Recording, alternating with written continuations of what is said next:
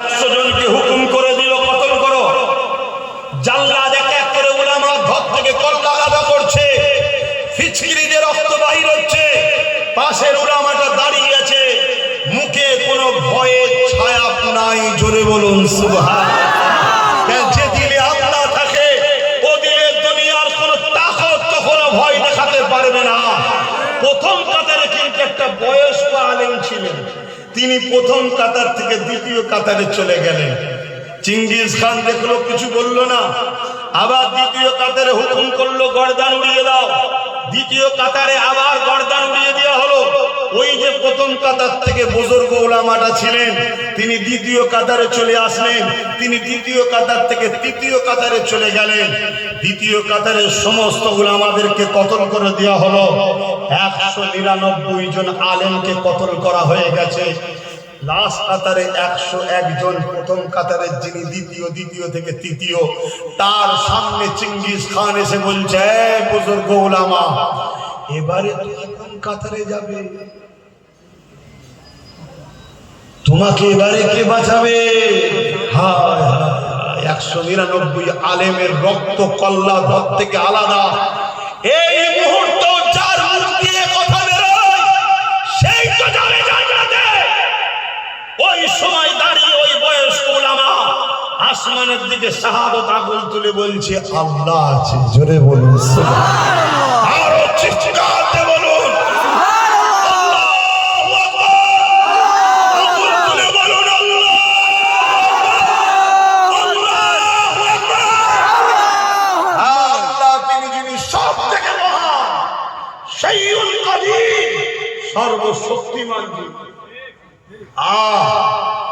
আমরা কোন মুদি কোন দিদি কাউকে ভয় করি না।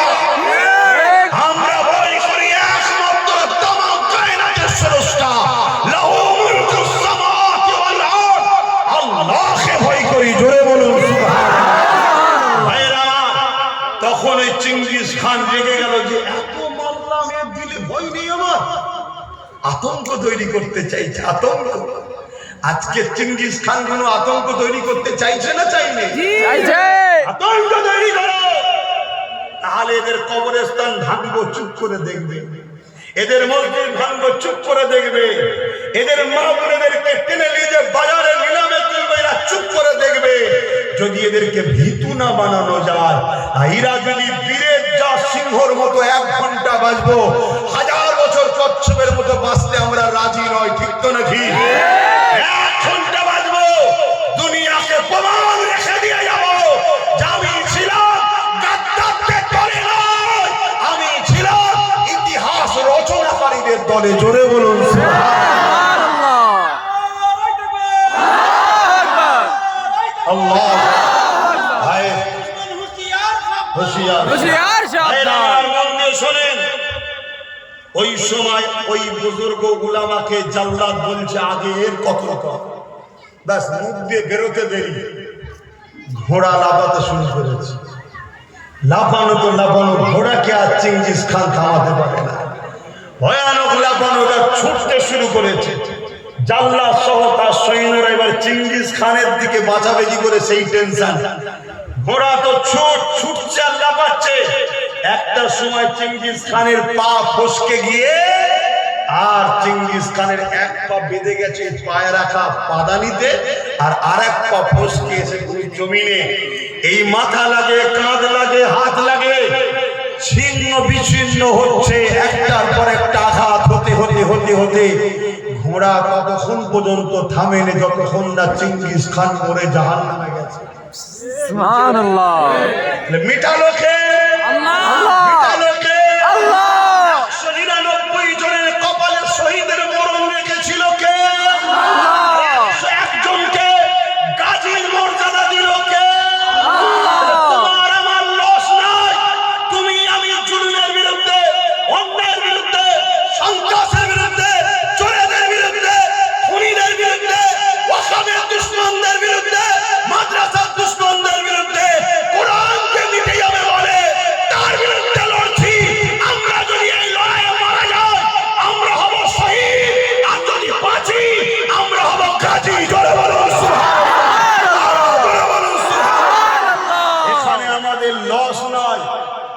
লস হচ্ছে নাকি?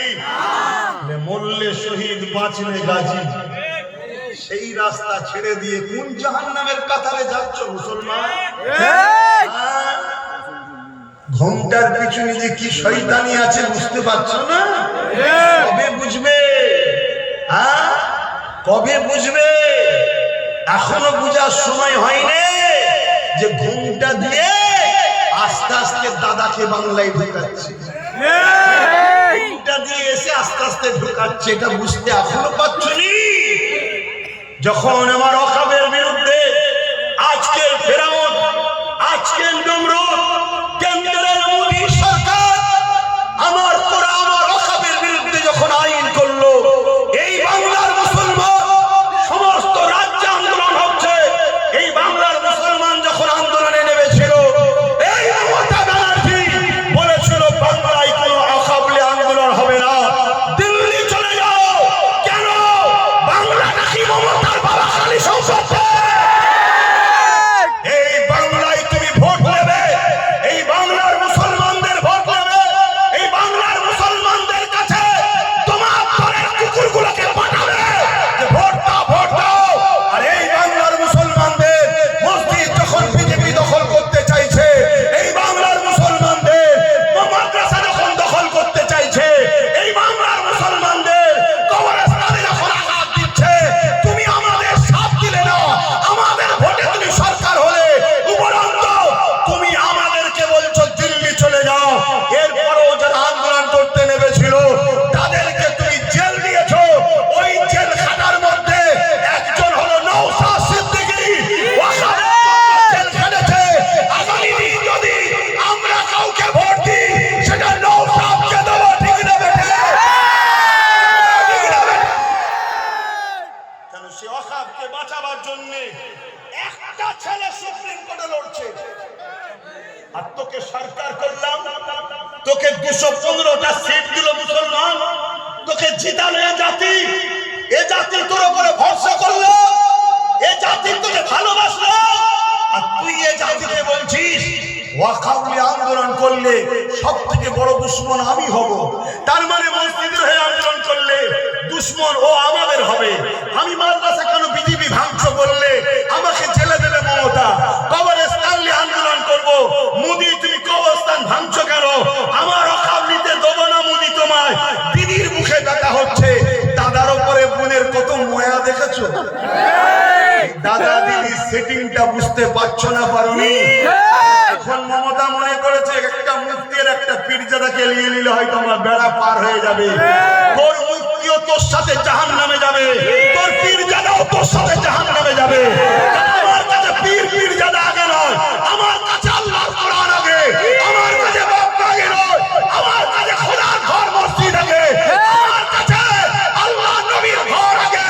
কিয়ামতের দিনে কোন পীরজাদা তোমাকে আমাকে বাঁচাতে পারবে না।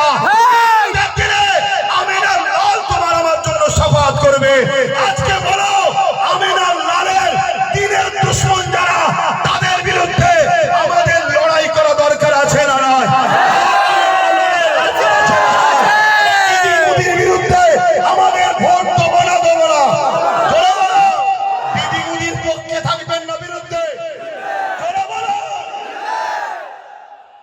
বাংলার অলিতে গলিতে জানিয়ে দাও, কোরআনের সূরা বাকারার মধ্যে আল্লাহ বলছে আমাকে আমার হাবিবকে ছেড়ে তোরা যাদের দলদাস হবি তার হাতে আমি আল্লাহ তোদেরকে মিটাবো। অতএব আল্লাহ ও রাসূলকে ছেড়ে দিয়ে তোমরা যদি দিদিকে প্রাধান্য দাও, এর হাতেই আল্লাহ তোমাদেরকে মিটাবে। সেই মিটাবার একটা ছোট্ট নমুনা বলে যাচ্ছি। অলরেডি 25,000 30,000 করে সব নাম বাদ দিয়ে দিয়েছেন না? দেয় নাম বাদ দিল মমতা ব্যানার্জি বলেছিল 2002 সম্ভবত যে বাংলাদেশ থেকে ঘুষপেটিয়া বাংলায় ঢুকছে, এটাকে রুকা দরকার। যখন দিল্লিতে মোদি আসলো, ভাই বোনের সেটিং হয়ে 2026-এ 2025-এ আজকে সেই এসআইআর করে নিরীহ মুসলমানদের নামের বানান ভুল যাওয়ার জন্য নামগুলোকে কেটে দিয়েছে। প্রথম যে লিস্ট বেরিয়েছিল সেই লিস্টে মুসলমানদের নাম বেরোয়নি, সেই লিস্টে মুসলমানদের নাম ছিল না, কিন্তু দেখলো যাদেরকে বাদ দিবার টার্গেট তারা তো সব এই দেশেরই। তখন নতুন করে ইচ্ছা করে, কারো বাপের নামের আগে মোহাম্মদ আছে কি শেখ আছে, ছেলের নামের পরে আছে ডিলিট। কারো বিয়ের আগে খাতুন আছে, বিয়ের পরে বিবি হয়ে গেছে কি বেগম হয়ে গেছে, হলো কেন ডিলিট। শুনছেন তো নাকি? কিন্তু আপনাদের বলে যাচ্ছি, এই সমস্যাটাও যদি সমাধান করতে চান, ভয় আল্লাহকে খাবে, ইমানদারের ক্ষমতা তৈরি করবে। কথা মাথায় ঢুকছে? কেন? এটা কেসের মামলা হয়ে গেছে, আপনার হয়ে কেস যে লড়বে সেমন শক্তিশালী লোককে দরকার তো। তা না করে লাস্টে কালো কোট করে সুপ্রিম কোর্টে গিয়ে যে বিচারটা ছিল, বিচারপতি কি বলে নির্বাচন কমিশনের হাতে, তার থেকে কেড়ে নিয়ে বিচারপতির হাতে তুলে দিল। কেন? আমাদের দাবি ছিল একটাই, আগে ভোটার্স তারপরে ভোট। বিচারপতি দেখলো প্রায় 90 লক্ষ লোকের এখন ক্লিয়ার হয়নি, এক্ষুনি যদি ভোট করতে যায় তাহলে ঘিরে ফেলবে অফিস, তাহলে কি করা যাবে? অমনি দিদির সঙ্গে সেটি দিদি যে সুপ্রিম কোর্টে বললো এটাকে বিচারপতি বলে নির্বাচন কমিশনার ভুল করছে, বিচারপতির হাতে তুলে দিল। বিচারপতির বিরুদ্ধে লড়বে নাকি? ক্ষমতা আছে না? দেখো ওর হাত থেকে টেনে দিল। এই গাদ্দারকে চেনো, দুনিয়াও যাবে আখিরাতও যাবে। কোরআন বলছে আল্লাহ ও রাসূলকে ছেড়ে দিয়ে যাদের দলদাস হবে তাদের হাতে আল্লাহ তোমাদের মিটাবে। মনে রেখে দিও, সালাউদ্দিন আইবি সেলিবিয়ানের হাত থেকে মসজিদকে উদ্ধার করে নিল। এই উদ্ধার করার পরে সালাউদ্দিন আইবি তিনি মন মরা করে ঘরে বসে আছেন, সবাই আনন্দ খুশি করছে, মসজিদ উদ্ধার হয়েছে। শুনছেন তো? সালাউদ্দিন আইবির মন খারাপ, মন খারাপ। জিজ্ঞেস করছে তেনা সেনা প্রধানরা, হুজুর আপনার মন খারাপ কেন? মন দিয়ে কথাটা শুনে দিব। ওই সময় সালাউদ্দিন আইবি বললে প্রকাশ্য সৈন্য ছিল 4 লাখ, যদি 40 লক্ষ থাকতো তাও তার বিরুদ্ধে লড়তাম, কিন্তু আমাদের মধ্যে গাদ্দার আছে। এই গাদ্দার কোনো যদি বাঁচা না যায় তাহলে মসজিদে আকসা আবার চলে যাবে। বাবরি মসজিদ গেছে না, গাদ্দাররা বিক্রি করেছে। গাদ্দাররা বিক্রি করেছে। অত সহজ নয়। আমার দেশের সংবিধান বিরোধী একটা আইন হয়ে গেল।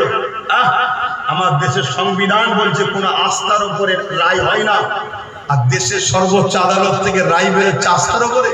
তাহলে গাদ্দাররা সেটিং আছে না? নেই আছে। গাদ্দার যদি না ছিল তোমাদেরকে আগামী দিন কচু কাটা করা হবে। শুনছ? গাদ্দার যদি চিনতে পেরে যাও মাথা তুলে বাঁচবে। শুনছ? আর এই কথাগুলো আমি জানিয়ে দিই বলে দিনের শেষে সব কিছু থেকে ঘুরিয়ে এনে বাজারে শুধু একটাই কথা বলবে, কি আব্বাসের সাথে বিজেপি সেটিং আছে। জি শুনছো?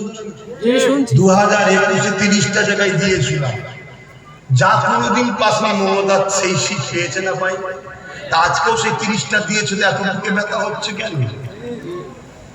কথা মাথায় ঢুকছে না? ঢোকে নেই কেন? ওরা জানে যে 2030-এ 2021-এ অনেক কটা পেয়েছিল, এবারে তো অনেক কড়াকড়ি হবে, তাহলে অনেক কটা পেয়ে যায়।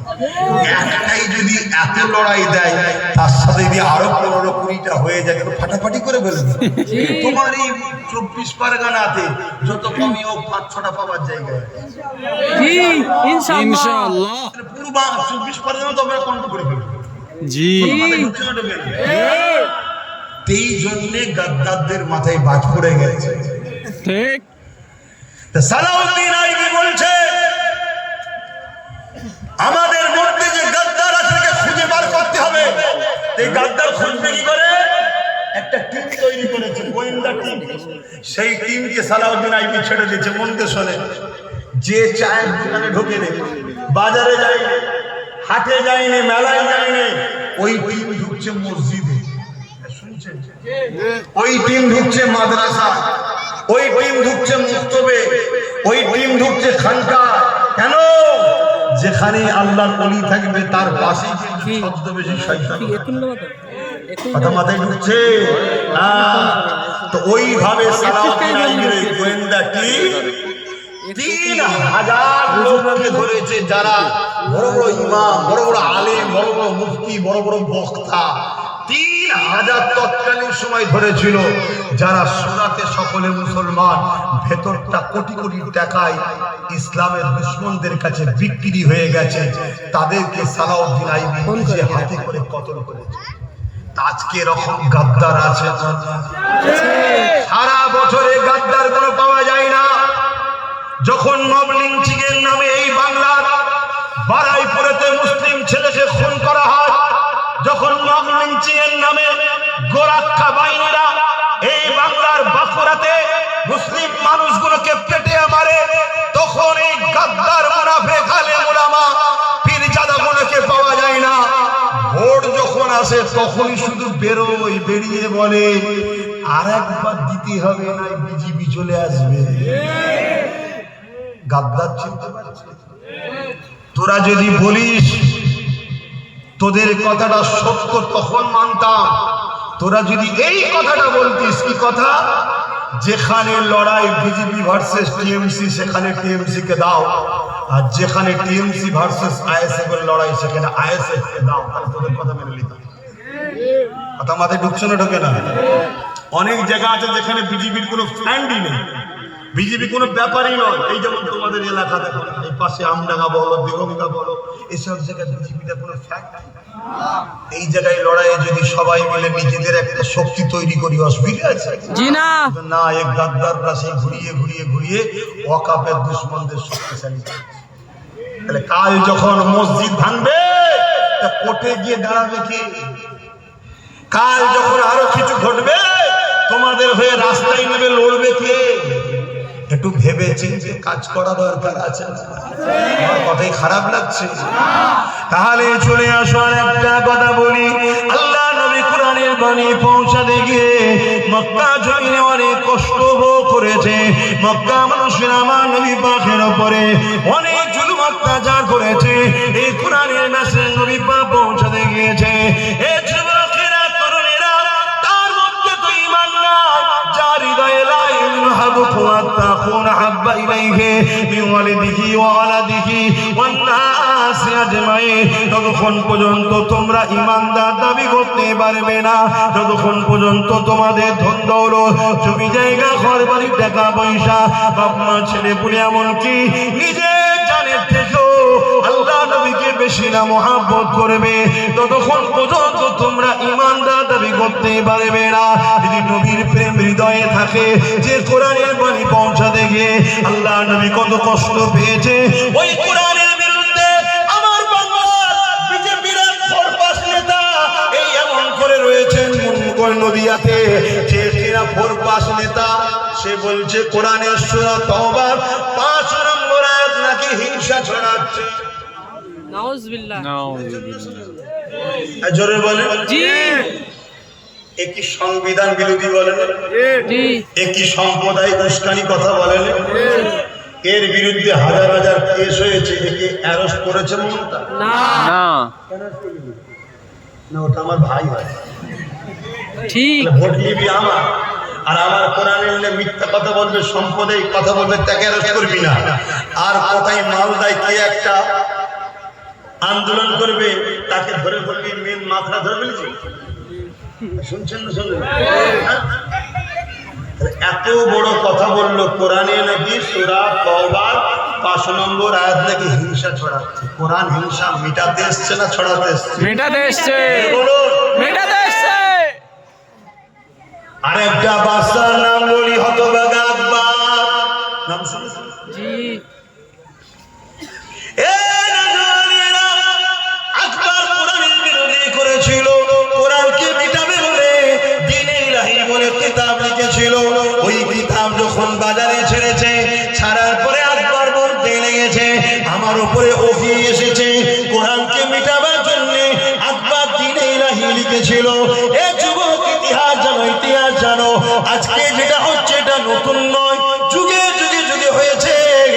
একজন একজন করে মুজাহিদে ইসলাম দাঁড়িয়ে গেছে, তার দ্বারা আল্লাহ জালিমদেরকে মিটিয়ে দিয়েছে। ওই সময় আকবর দেখলো আমার কোরআনের বিরুদ্ধে লোক তো দাঁড়িয়ে গেছে, কি করা যাবে? আকবর বড় বড় টাকা দিয়ে মুফতি কিনলো, মৌলানা কিনলো। তৎকালীন সময় যারা দালাল মার্কা ছিল কিনেছে, তারা বাড়ি বাড়ি গিয়ে বলছে আমাদের বাদশা হলো আকবর, আমাদের জন্য তার উপরে আল্লাহর পক্ষ থেকে কিছু আসতে পারে। এই বাদশার উপরে আসবে না, আল্লাহর পক্ষ থেকে বাদশার উপরে আসবে, নবীদের উপরে। নবীদের উপরে, জোরে বলেন, নবীদের উপরে। আমার নবীর পরে কোন নবী আসবে না। শয়তান মার্কা মুফতি মৌলানারা কি বুঝাচ্ছে শুনছেন? কিন্তু মুজাদ্দেদ আল-সানি তার সাথীদেরকে নিয়ে আকবরের বিরুদ্ধে দাঁড়িয়ে গেল। বলুন সুবহানাল্লাহ। সুবহানাল্লাহ। অনেক ঝড় তুফান হয়েছে মুজাদ্দেদ আল-সানির উপরে, কিন্তু বিজয় আল্লাহ মুজাদ্দেদ আল-সানিকে দিয়েছে, আকবরকে জাহান্নামে পাঠিয়ে দিয়েছে। সুবহানাল্লাহ। এটা কোরআনের উপরে যুগে যুগে হামলা হয়েছে না? জি হয়েছে। আল্লাহ নবী এই কোরআনের বাণী নিয়ে যখন মক্কা মানুষেরা কেউ শুনতে চাইছে না, নবী আমার কোরআনের বাণী নিয়ে চলে গেছে তাইফের জমিনে।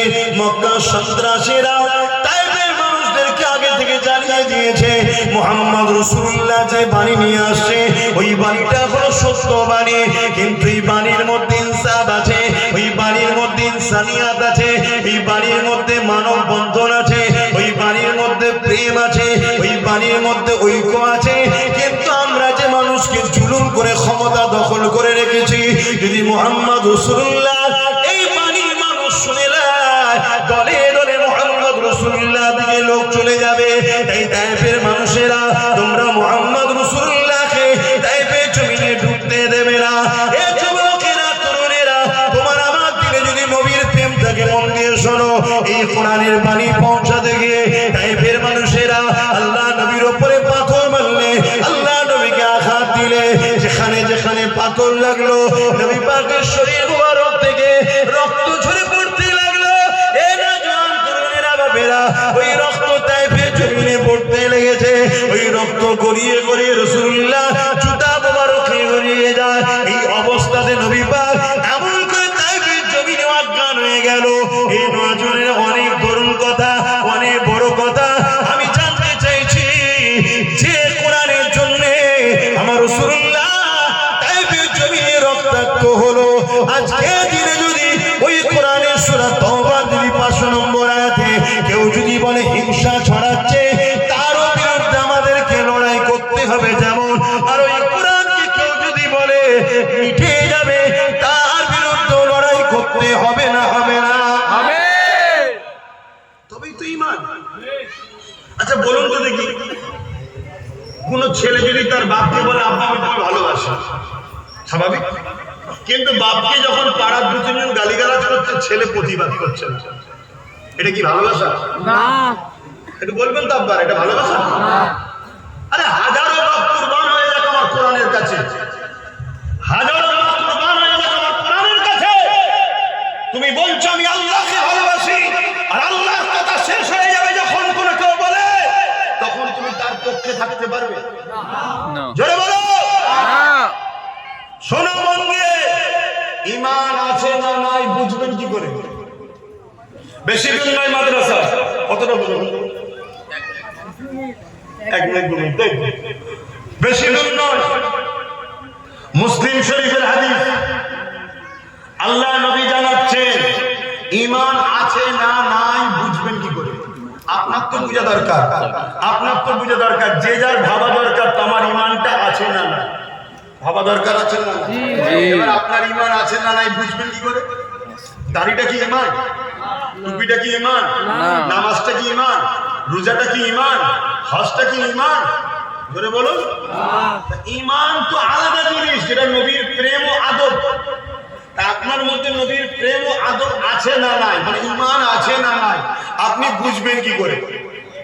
এর নমুনা রাসূলুল্লাহ বললেন, আমার উম্মতের মধ্যে 3টে নমুনার মধ্যে যে কোনো একটা নমুনা যার মধ্যে পাওয়া যাবে তার মধ্যে ঈমান আছে।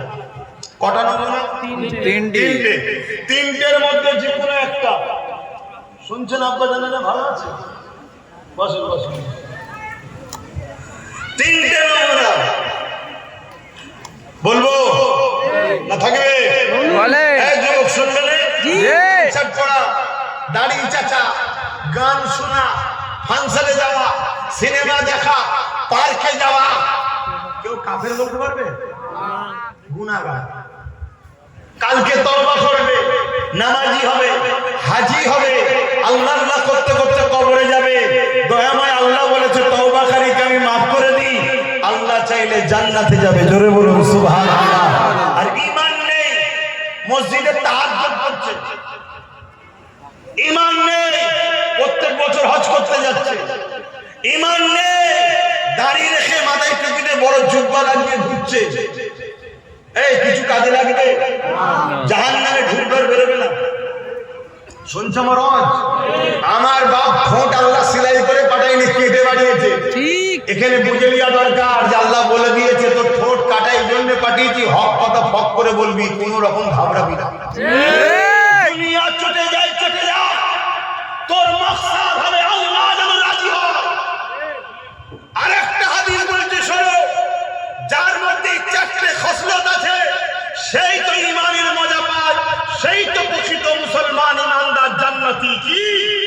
মান আহাব্বা লিল্লাহ, ভালোবাসবে আল্লাহর জন্য, ওয়া আবগাদা লিল্লাহ, দুশমনি করবে আল্লাহর জন্য, ওয়া আতা লিল্লাহ, আত্মীয়তা করবে আল্লাহর জন্য, ওয়া মানা লিল্লাহ, বিচ্ছেদ হবে আল্লাহর জন্য।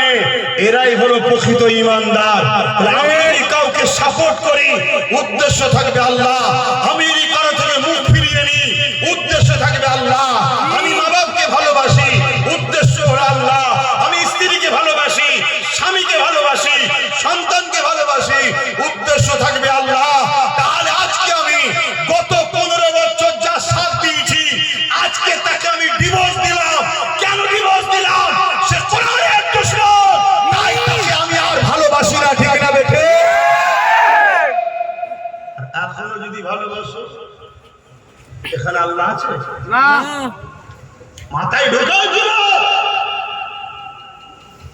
দিনে এসেছে ঘুরিয়ে ফিরিয়ে সেই একটাই তো কথা বলবে, আব্বাসের সাথে বিজেপি সেটিং আছে। ঠিক। শুনছেন তো নাকি? জি। অন্য কোনো কথা তো নেই, না অন্য কোনো কথা নেই। এই ভয়টাই তো খাও তোমরা, আর এই জন্য এটা দেখা, এই জন্য দেখা। এতদিন ছিল ইস্যু ভোটের পাকিস্তান আর বাবরি মসজিদ, ও আর খাচ্ছে না, ওই জন্য আর দেখাচ্ছে না। কথা বুঝে আসছে? আমার একটাই, মুসলমানদের ভয় খাওয়া। মনে রাখবেন, ইসলামের ইতিহাস পড়বেন, আরো ইতিহাস পড়বেন, যখন কোন রাজা হেরে যাওয়ার জায়গা হয়ে যায়, তার একটাই রাস্তা থাকে, প্রজাদেরকে ভয় খাওয়া। জি। তো ভাই আমার, আল্লাহ নবী বললেন তিনটে বৈশিষ্ট্য যে উম্মতের মধ্যে আছে, বা তিনটের মধ্যে কোনো একটা পাওয়া যাবে, তার মধ্যে ঈমান আছে। নাম্বার 1, অন্যায় দেখলে হাত দিয়ে রুখবে। বলুন বলুন বলুন, কি দিয়ে? হাত। মুসলিম শরীফের হাদিস। অন্যায় দেখলে হাত দিয়ে, এজন্য বলে। তাহলে উম্মতের সামনে অন্যায় হবে, ঈমান আছে না নেই নমুনা কি? হাত দিয়ে রুখবে। আমার মসজিদ মাদ্রাসা ওয়াকাফকে মিটিয়ে দেবে, আর সেই আইনকে সাপোর্ট করে রাজ্যের ওয়াকাফকে বিজেপির হাতে তুলে দেবে। এটা অন্যায় না? অন্যায় না? অন্যায়। ধরে বলো অন্যায়। রাসূলুল্লাহর হাদিস অনুযায়ী অন্যায় দেখলে হাত দিয়ে রুকবে, হাত দিয়ে রুখতে হবে। তাহলে অন্যায় দেখলে হাত দিয়ে যারা রুখবে, তাদের মধ্যে নবী বলছে ঈমান আছে। হয়তো গুনাহগার, গুনাহ করেছে, কিন্তু ঈমান আছে। আছে। কি নমুনা? অন্যায় দেখেছে, উম্মত হাত দিয়ে রুখছে। হাত দিয়ে রুখবেন না? রুখবেন না? রুকবে। কার ক্ষমতা আছে না? না। কার কার ক্ষমতা আছে হাত দিয়ে রুখার? একটু হাত তুলে সাক্ষী দেন, লম্বা করে হাত তোলেন। হাত দিয়ে রুখতে পারবেন তো? অন্যায়কে রুখতে হবে তো নাকি? তবেই তো ঈমান। আপনি যদি বলেন রুখতে গিয়ে মার খেতে হবে, কেস খেতে হবে, জেল খাটতে হবে, আপনি আল্লাহকে ভালোবাসেন, আল্লাহর পরীক্ষায় তো আপনাকে জেলে যেতে হবে। জি। ইব্রাহিম আলাইহিস সালাম আল্লাহর প্রেমে যদি আগুনে যেতে পারে, তা আপনি জেলে যাবেন না? জি। আর শুনছেন তো নাকি? জি। হাতে রুখবেন, ইনশাআল্লাহ। হাতে রুখার ক্ষমতা আছে না? আছে। আমাদেরকে আল্লাহ সুযোগ দিয়েছে। যারা ভোটার তালিকায় নাম নেই তারা তার হাত দিয়ে উঠতে পারবে না। যাদের নাম আছে হাত দিয়ে উঠার সুযোগ আছে না নাই? আছে। এটা হলো সুইচটা টিপতে হবে দিদি মুদির বিরুদ্ধে। ঠিক। কারা কারা আমার সঙ্গে একমত হাত তুলে সাক্ষী দেন। আমি আপনাদের সঙ্গে একমত, দিদি মুদির বিরুদ্ধে সুইচ টিপবেন। জোরে বলো, জোরে বলো। তার মানে আমি হাত দিয়ে ঢুকে দিলাম, ওদেরকে ভোট দেবো না। এই বলেই তো আসে। দেবো না, কেন দেবো না? অন্যায় দেখেছি, হাত দিয়ে ঢুকলাম। এই সুযোগ আছে না? আছে। কাজে লাগাবেন না লাগাবেন না? লাগাবো। এখন যদি কোনো আমার মুসলিম নামধারী ভাই বলে যে হুজুর জলসা করতে এসে রাজনীতির কথা বললে কেন, বলতে পারে না? পারে। আমি ওই মুনাফিক মুসলমানকে জিজ্ঞেস করব, তোর দাদা দিদি যখন রাজনীতির ব্যানারে ধর্ম বিরোধী করে তোর হুঁশ থাকে না? ঠিক। তোর দাদা দিদি যখন কলকাতার রেড রোডে গিয়ে নামাজ কেলিয়ে রাজনীতি করে হুঁশ থাকে না? তোর দাদা দিদি যখন ইফতার পার্টির নামে সারাদিন হারামের খেয়ে যখন এসে নাটক করে তখন হুঁশ থাকে না? তোরা রাজনীতির নামে যদি আমার ধর্ম মিটাতে চাস, আমরা ধর্মগুরুরা তোদের রাজনীতি মিটিয়ে দেবো। বলা কি ভুল হচ্ছে? তাহলে জবান খুলে বলুন ঠিক না বেঠি? এরপরেও জিজ্ঞেস করবো, তুই তো মুসলমান রে, তুই কোরআনের পক্ষে নয়, ওয়াকাফের পক্ষে নয়, তুই দাদা দিদির পক্ষে, তোর গায়ে লাগলো কেন? বলছে না, আপনি আমার দাদা দিদির বিরুদ্ধে বললেন কেন? ও তাই নাকি? তাহলে আমি তো বুঝবেন বলতে, আমি তোর দাদা দিদির বিরুদ্ধে বলেছি, তোর গায়ে লেগেছে। আর তোর দাদা দিদি যখন আমার আল্লাহ দিনের বিরুদ্ধে বলে, আমার গায়ে লাগবে না লাগবে না? লাগবে। ও তোর দিলে আল্লাহ রসুলের থেকে দাদা দিদির প্রেম বেশি।